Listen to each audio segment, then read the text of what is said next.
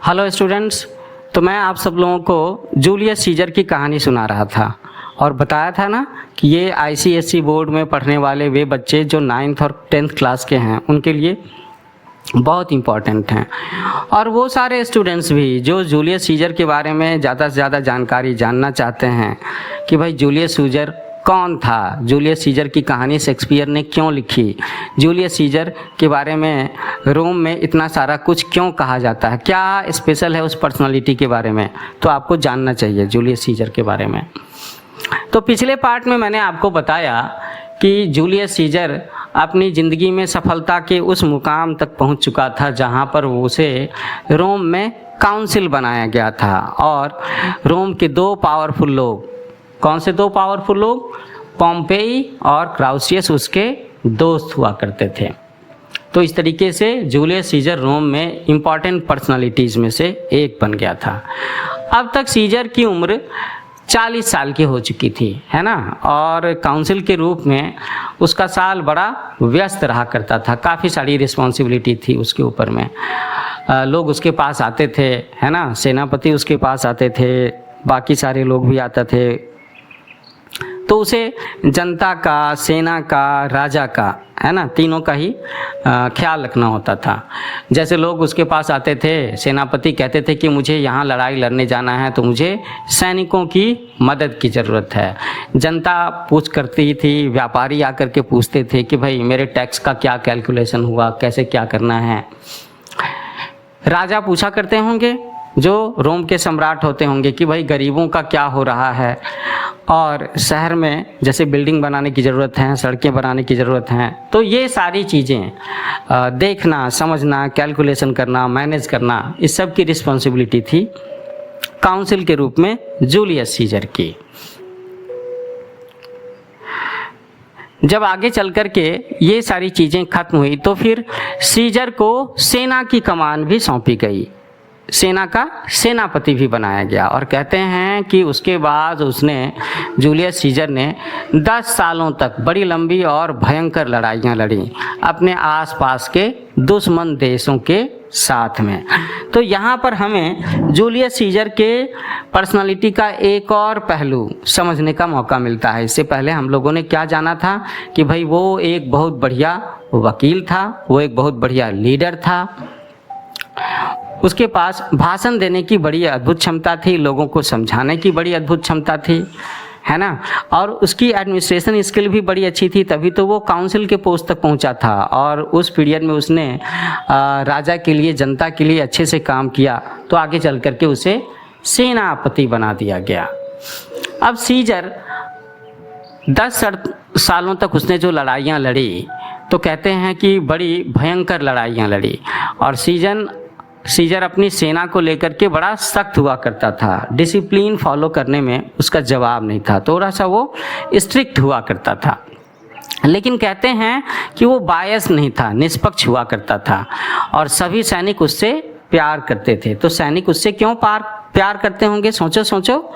सैनिक इसलिए उसे प्यार करते थे क्योंकि वह एक लीडर था, और एक ऐसा लीडर था जो लीड बाय एग्जाम्पल, है ना, अपने सेना को इंस्पायर करने के लिए, मोटिवेट करने के लिए उसके साथ रहता भी था। उसके सैनिक कहते थे कि वो हमारे साथ खाता है, हमारे साथ चलता है, युद्ध में सबसे आगे रहता है और वो हमें समय पर सैलरी भी देता है। तो भला इससे बढ़िया एडमिनिस्ट्रेटर और कौन होगा। और सीजर के पास में अद्भुत भाषण देने की क्षमता थी, तो वो अपने सैनिकों को समझाने में हर तरह की इंस्पिरेशनल डायलॉग्स का इस्तेमाल करता था उन्हें प्रेरित करने के लिए। जैसे वो कहता था कि हिम्मत रखो दोस्तों, अब तो बस 4 मील की दूरी तय करनी है। तो सोचो और भी क्या क्या मोटिवेटिंग डायलॉग वो बोला करता होगा। कई बार वो अपने सेना के लड़ने के लिए बहुत ही अच्छी प्लानिंग और स्ट्रेटजी बनाने में विश्वास रखता था। वो अक्सर मैप को लेकर के देर रात तक काम किया करता था और अगले दिन सवेरे सेना के सामने में एक प्लान लेकर के हाजिर होता था। कहता था कि भाई आज के दिन हम ऐसे लड़ाई करेंगे, इस तरफ से घोड़े वाले सैनिक जाएंगे, इस तरफ से भाले वाले सैनिक जाएंगे, और इतने बजे इस समय ऐसी स्थिति होने पर हम दुश्मन के ऊपर दोनों दिशाओं से एक साथ अटैक करेंगे। तो हम लोग ये कह सकते हैं कि जूलियस सीजर एक बहुत ही बढ़िया प्लानर था, बहुत बढ़िया स्ट्रेटजी बनाने वाला बंदा था, और एग्जीक्यूट कराना कैसे है ये बात भी उसे अच्छे से मालूम थी, क्योंकि उसे अपनी सेना पर विश्वास था। उसकी सेना के साथ में, आर्मी के साथ में बड़ी अच्छी बॉन्डिंग थी, और वो खुद भी बहुत बढ़िया वॉरियर था। सीजर और उसकी सेना गाल नामक स्थान पर थी। आगे की कहानी में ये बात है, जब उसकी एक लड़ाई चल रही होगी फ्रांस के साथ में, उसके आसपास में, वहाँ पर एक जगह ऐसी थी जो डिवाइड करने वाली लाइन थी, मतलब बॉर्डर कह लो कि बॉर्डर के इस तरफ में सीजर की सेना और बॉर्डर के उस साइड में उसके दुश्मनों की सेना। और कहते हैं कि वो एक ऐसी ज़मीन थी जहाँ पर बड़े ही भयंकर और लड़ाकू प्रवृत्ति के ट्राइब्स, जनजाति के लोग रहा करते थे। तो ट्राइब्स के बारे में क्या है कि ट्राइब्स के पास में जो हथियार होंगे, जो वेपन्स होंगे, वो थोड़े पुराने से हो सकते हैं, लेकिन वो गुरिल्ला टेक्निक से लड़ाई करते हैं और इस चीज़ में माहिर होते हैं। अगर पहाड़ों में छिप करके लड़ाई करनी हो, जंगलों में, पेड़ों के पीछे, झाड़ियों में छिप करके लड़ाई करनी हो, तो उस केस में एक साधारण आर्मी ट्राइब्स की आर्मी से उसके साथ में मैच नहीं कर सकती, बराबरी की लड़ाई नहीं लड़ सकती। अब ये जो गॉल के लोग थे ये बड़े ही चालाक लड़ाके थे, लेकिन सीजर भी एक अच्छा सेनापति था, ये हम लोग जान चुके हैं ना। तो सीजर ने ये श्योर किया कि उसकी जीत की सभी खबरें रोम वापस जाएं और उसके सारे महत्वपूर्ण कैदी को भी रोम भेजा जाए। ये बात उसने समय रहते तय कर लिया। कहते हैं कि सीजर ब्रिटेन को भी जीतना चाहता था। वो वहाँ 2 बार गया, लेकिन दोनों बार भयानक समुद्री तूफानों की वजह से उसके सारे के सारे जहाज़ डूब गए, एक्सीडेंट हो गया या इस तरह की परेशानियाँ हुई, जिसकी वजह से वो ब्रिटेन को जीत नहीं पाया। अब इस बीच में एक ऐसा भी दौर आया कि जब लंबे समय तक वो लड़ाई नहीं लड़ पाया था। तो जब लड़ाई नहीं लड़ पाया था तो ऐसे में क्या बात आती है कि भाई हम सब लोगों को वापस अपने देश चले जाना चाहिए, है ना। तो एक बार सीजर ने ये डिसीजन लिया कि भाई वापस चलो, हमें और भी सैनिकों की ज़रूरत पड़ेगी ब्रिटेन को हराने के लिए या ब्रिटेन के जैसे किसी दूसरे पावरफुल कंट्री को हराने के लिए। क्योंकि हम लोगों ने जाना कि 2 बार उसने ब्रिटेन पर अटैक करने की कोशिश की और तूफान की वजह से उसके जहाज़ों को बहुत नुकसान उठाना पड़ा। तो अगली बार वो एक बड़ी सेना लेकर के वापस लौटा, लेकिन उसे अधिक सफलता मिली, लेकिन उसे इतनी बड़ी सफलता नहीं मिली जितनी बड़ी सफलता उसे चाहिए थी। हालांकि रोम को ये सब बातें पसंद नहीं आई। कौन सी बातें? रोम को ये बात, रोम की सरकार को, रोम के राजा को ये बात पसंद नहीं आई होगी कि भाई एक ही देश के साथ लड़ाई लड़ने के लिए ब्रिटेन के साथ 3-3 बार अटैक करना पड़े। एक लड़ाई में काफ़ी खर्च तो होता ही है ना, जान माल का नुकसान भी होता है, सैनिकों का भी नुकसान। तो शायद ये बात रोम के राजा को पसंद नहीं आई होगी। तो जब सीजर दूर ही था, वो लौट नहीं पाया था रोम में, तो रोम में हालात काफ़ी बदल गए। तो रोम में हालात किस चीज़ के बदल गए? वहाँ की राजशाही के, है ना। वहाँ की राजा के बारे में व्यवस्था बदल गई होगी, सीनेटर्स की व्यवस्था बदल गई होगी। जो सीनेटर पहले किसी और को सपोर्ट किया करते होंगे वो किसी और को सपोर्ट करने लगे होंगे। राजा कमज़ोर हो गया होगा, राजा की जनता के ऊपर में पकड़ कमज़ोर हो गई होगी।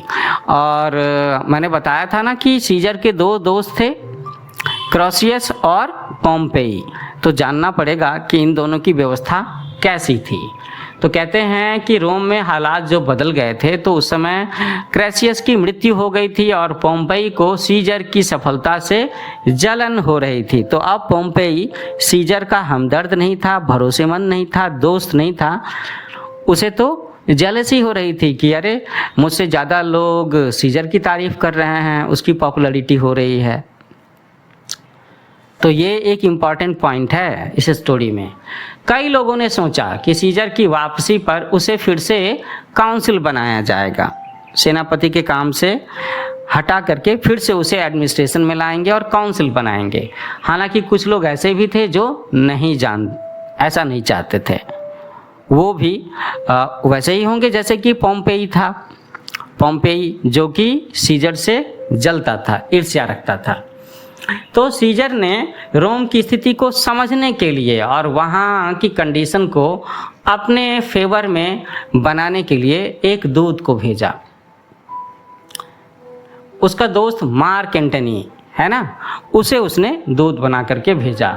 तो मार्क एंटनी रोम में जाकर के बोलता है, मैसेज देता है कि मैं मार्क एंटनी सीजर की ओर से आप सब लोगों के लिए शुभकामनाएं लेकर के आया हूँ।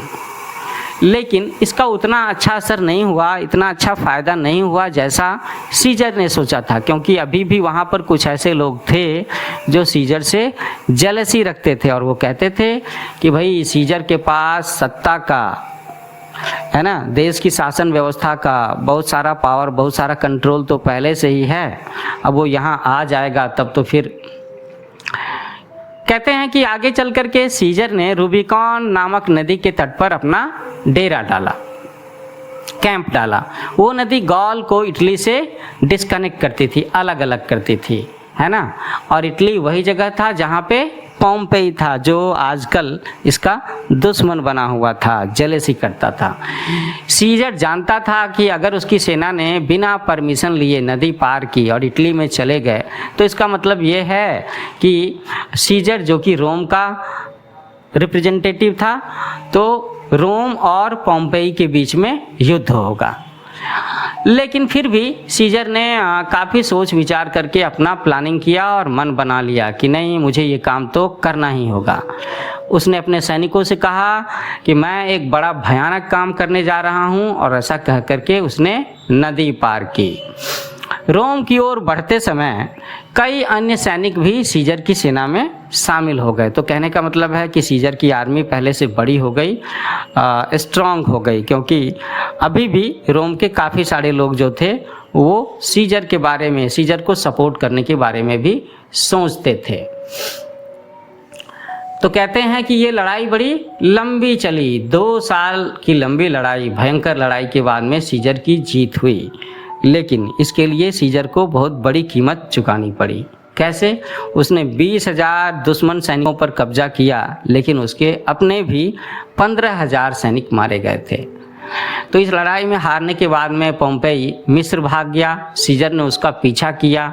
सीजर उसे माफ़ कर देना चाहता था, क्योंकि एक समय में वो उसका दोस्त था ना। लेकिन कहते हैं कि इस बीच में पोम्पेई के कुछ और भी दुश्मन थे और वो उसका पीछा करते हुए वहाँ तक चले गए, और सीजर के पोम्पेई को माफ़ करने से पहले ही शायद किसी ने उसका गला काट दिया, उसका मर्डर कर दिया। सीजर मिस्र में और 2 वर्ष तक रहा। वहाँ सत्ता के लिए भीषण लड़ाई चल रही थी। तो बच्चों याद है ना, पिरामिड कहाँ होते हैं?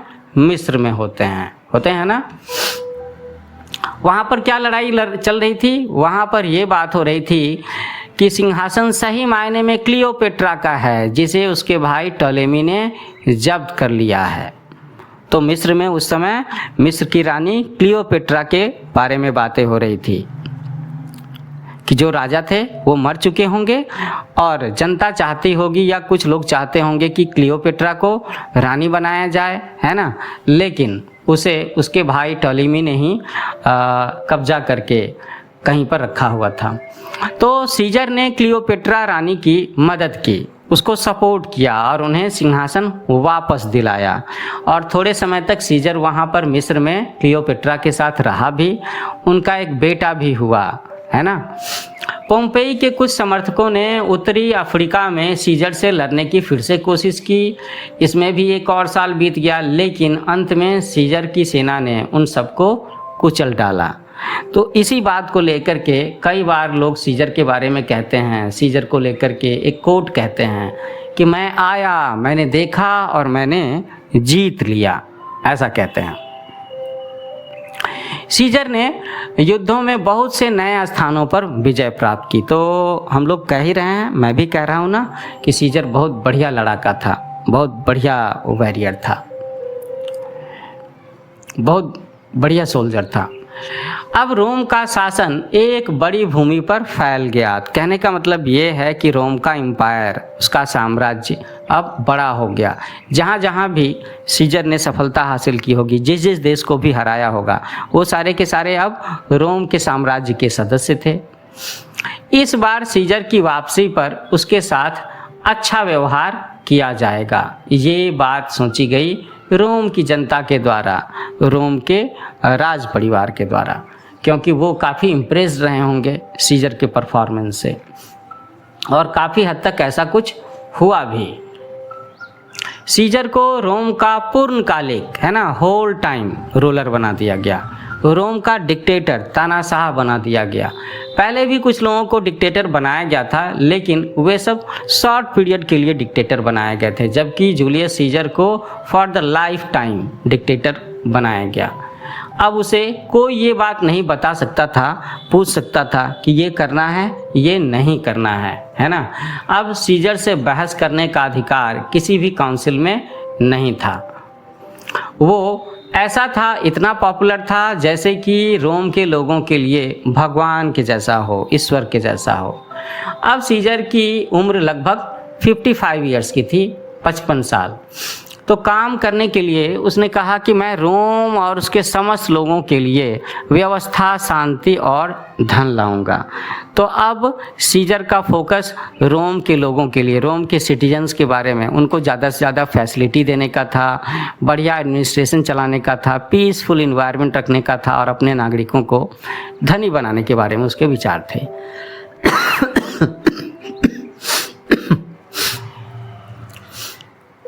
तो सीजर सोचता था कि जिन जिन देशों को उसने जीता है, वहाँ से वो धन बटोर करके लाएगा, वहाँ की ताकत को वो अपने साम्राज्य के विस्तार में इस्तेमाल करेगा। उसने ये भी कोशिश की कि उसने आर्मी के सैनिकों की सैलरी डबल करने की कोशिश की। उसने ये भी कोशिश की कि गरीबों के वोट का पावर बढ़ाया जाए।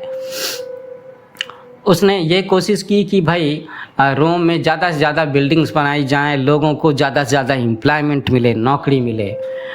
उसने ये भी व्यवस्था बनाने की कोशिश की कि अगर रोम के व्यापारी विदेशों में जा कर के व्यापार करना चाहते हैं, ट्रेडिंग करना चाहते हैं, तो उनको भी फैसिलिटी मिले।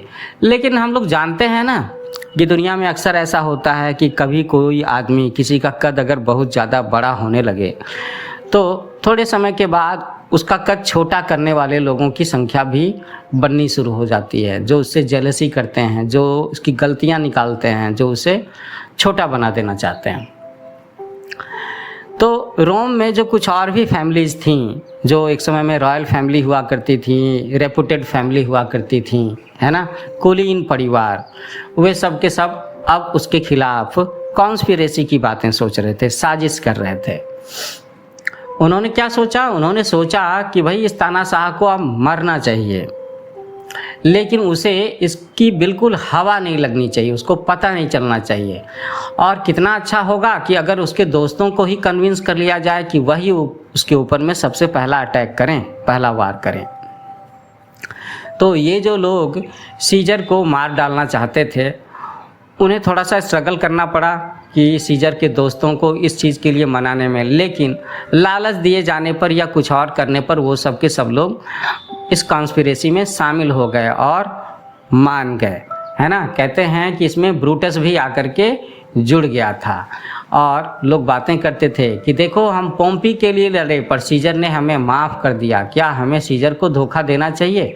तो जो सीजर के दोस्त थे उनके मन में हाँ ना वाली सिचुएशन कुछ इस तरीके से रही होगी, लेकिन आखिर में वो कॉन्स्पिरेसी में शामिल हो गए। वो कहते थे कि रोम को अकेले एक आदमी के द्वारा शासित नहीं किया जाना चाहिए। तो आखिर में उन्होंने मन बना लिया और सोच लिया कि सबसे अच्छा यही होगा कि हम उसे मार डालें।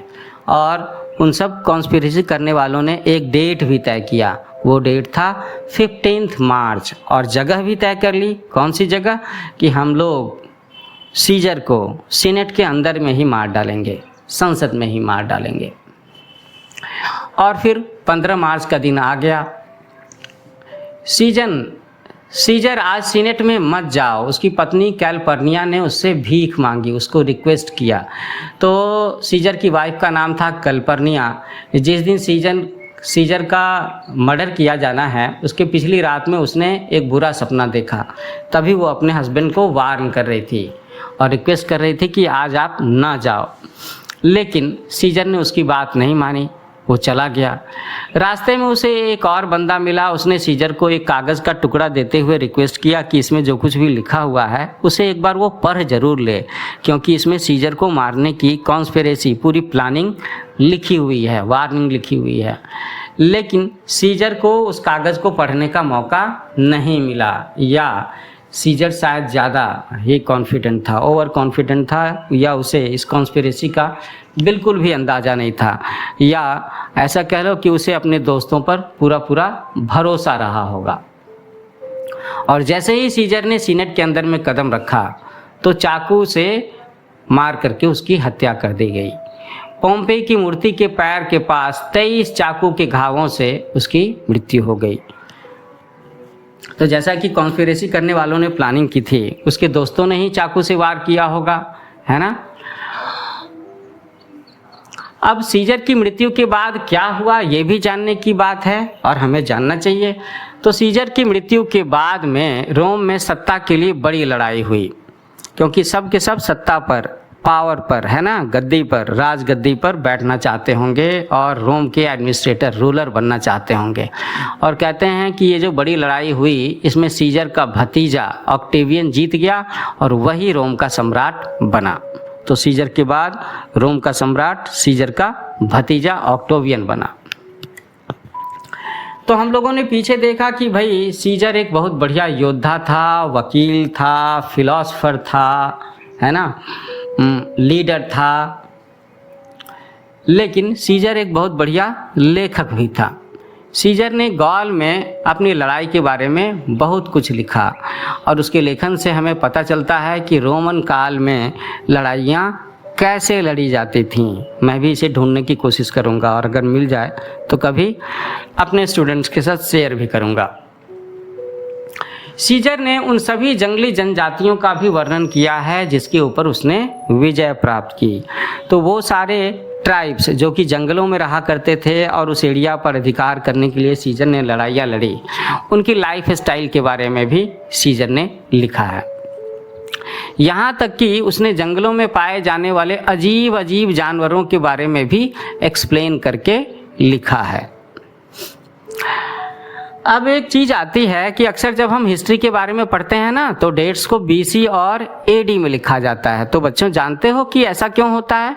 इतिहास में वो समय जो ईसा मसीह के जन्म से पहले का है उसे हम बिफोर क्राइस्ट BC कहते हैं और ईसा मसीह के जन्म के बाद AD एनो डोमिनी कहते हैं। तो ईसा पूर्व के वर्ष BC कहलाते हैं और ईसा मसीह के जन्म के बाद वाले वर्ष AD कहलाते हैं। अब इसका यहाँ पर कैसे रिलेवेंस है? तो सीजर 100 BC से 44 AD तक रहा। तो BC का अर्थ है ईसा से पहले, इसलिए 100 BC का अर्थ है ईसा से 100 साल पहले। अब जरा सा मैं जूलियस सीजर की टाइमलाइन, उसकी लाइफ में जो इम्पोर्टेंट डेट्स रहे हैं, ईयर्स रहे हैं, उसके बारे में बता देता हूँ। 100 BC तो गायस जूलियस सीजर का जन्म 12 जुलाई को रोम में हुआ। 76 BC सीजर को भूमध्य सागर में समुद्री लुटेरों ने पकड़ लिया था। 60 BC सीजर ने रोम के नेताओं क्रेसस और पोम्पी के साथ में मिलकर के काम किया जब उसे कौंसल बनाया गया। अगले साल 59 BC में 58 BC में उसने गॉल में लड़ाई शुरू की। 49 BC में सीजर ने रूबिकॉन नदी को पार किया और पोम्पेई के साथ युद्ध शुरू किया। 48 BC में सीजर ने फार्सलस यूनान में पोम्पी को हराया। 48 BC में ही सीजर मिस्र में क्लियोपेट्रा से मिला और वहाँ पर उसने क्लियोपेट्रा को रानी बनाने में मदद की और उसके साथ एक बेटा भी हुआ। 46 BC में सीजर रोम लौट आया और फिर वो लाइफ टाइम के लिए डिक्टेटर बन गया, रूलर बन गया। और 44 BC में सीजर की 13 मार्च को हत्या कर दी जाती है। तो ये लाइफ हिस्ट्री रही जूलियस सीजर की।